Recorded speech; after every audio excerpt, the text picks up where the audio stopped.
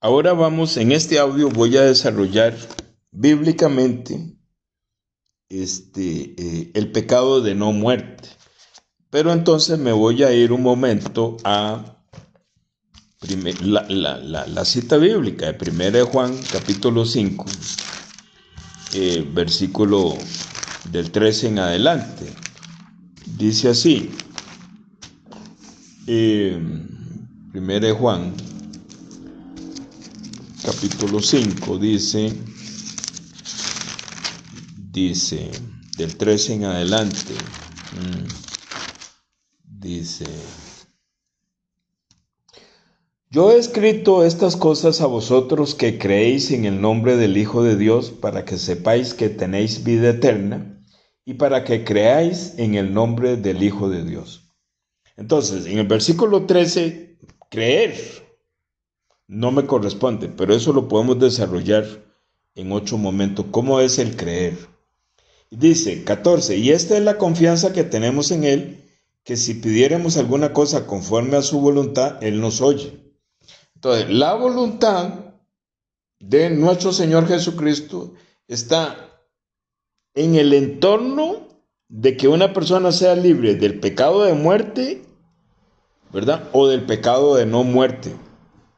Esa es la voluntad. Esa es la voluntad. Dice el 15, y si sabemos que Él nos oye en cualquier cosa que pedimos, también sabemos que tenemos las peticiones que le hubiéramos pedido. Entonces, ve el 16, dice, si alguno viere pecar a su hermano, pecado que no es de muerte, pedirá a Dios. En el 14 y en el 15 está hablando de que Jesucristo nos oye.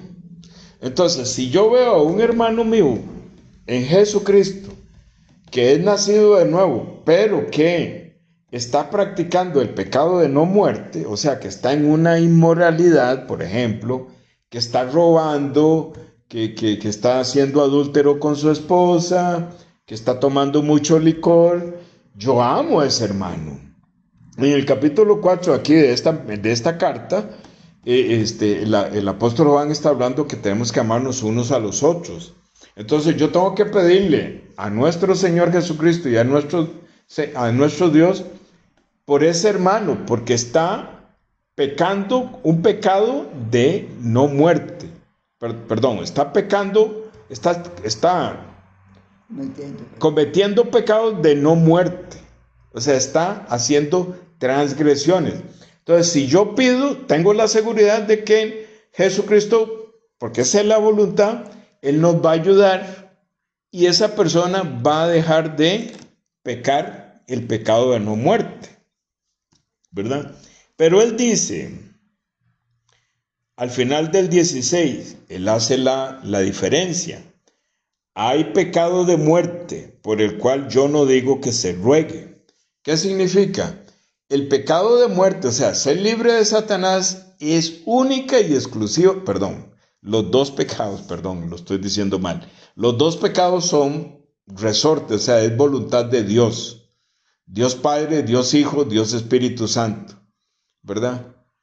Pero nosotros podemos rogar y tenemos la seguridad y la confianza que Él nos está escuchando para interceder por un hermano que yo amo. Entonces ese hermano, Dios Padre desde el cielo, Él en su sabiduría, Él sabrá cómo hacerle ver a esa persona que ese pecado de no muerte ya fue descubierto y que Él no puede estar dando ese mal testimonio, porque va a perder la vida, ¿verdad? Entonces, y tenemos la seguridad de que esa oración va a ser escuchada. Pero yo no le puedo decir a nuestro Señor Jesucristo, no es participación mía que yo le diga, ese amigo mío, ese hermano mío, ese cuñado, esa cuñada, Señor, quítele el pecado de muerte, quítele a Satanás. Yo ahí no puedo participar.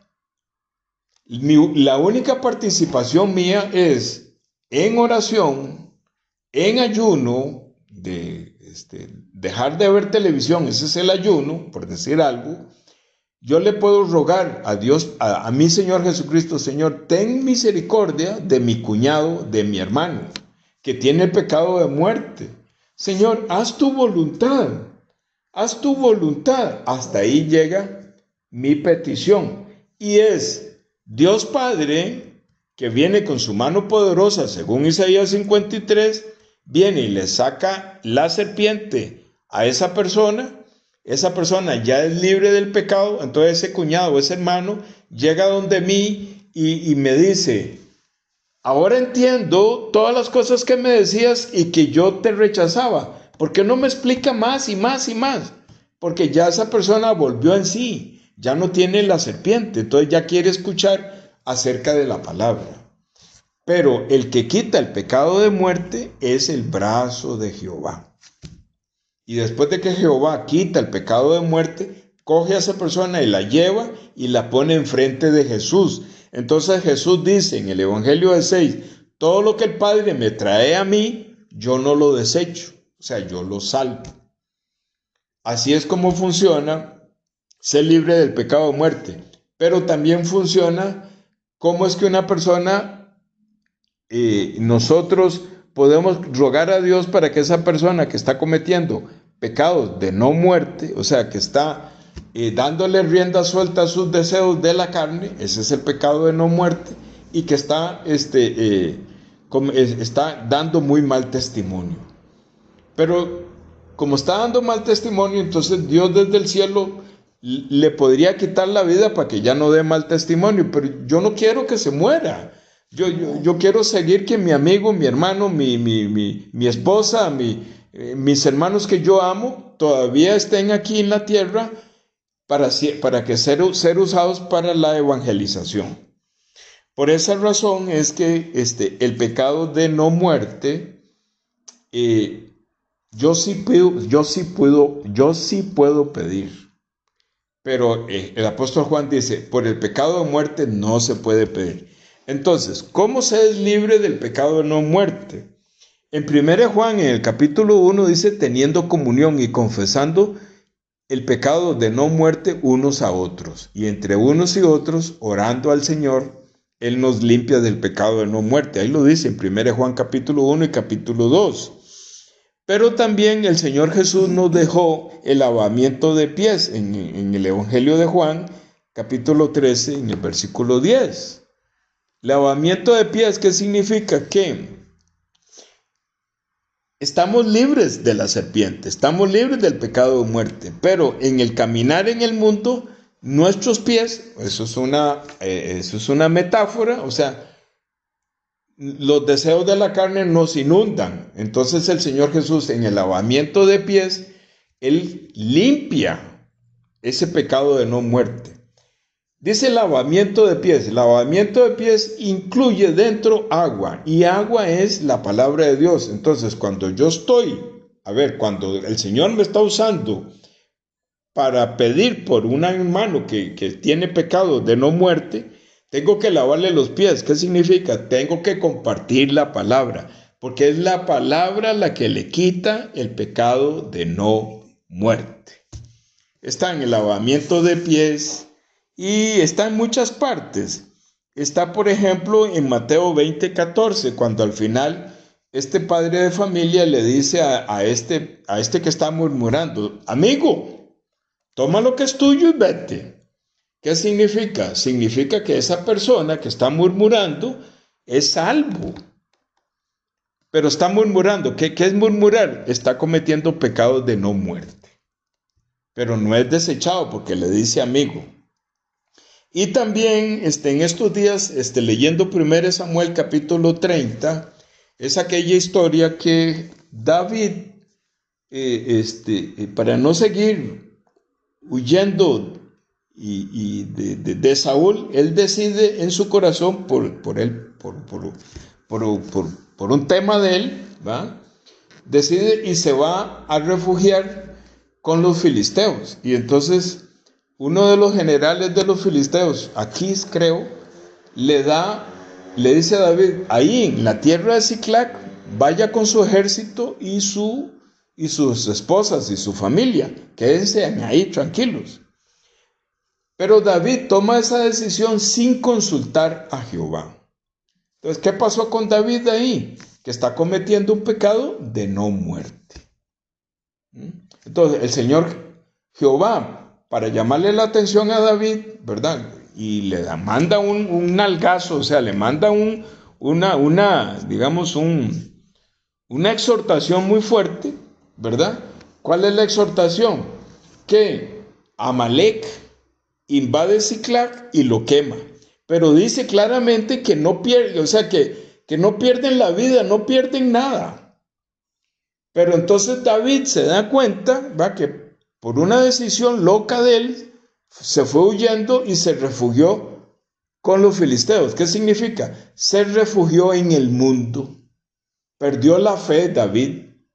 Fue y se refugió en el mundo. Fue y se refugió digamos, al amparo de Satanás. Que los filisteos es la sombra, son espíritus, son hombres, son gente de pelea, pero guiados por el espíritu inmundo.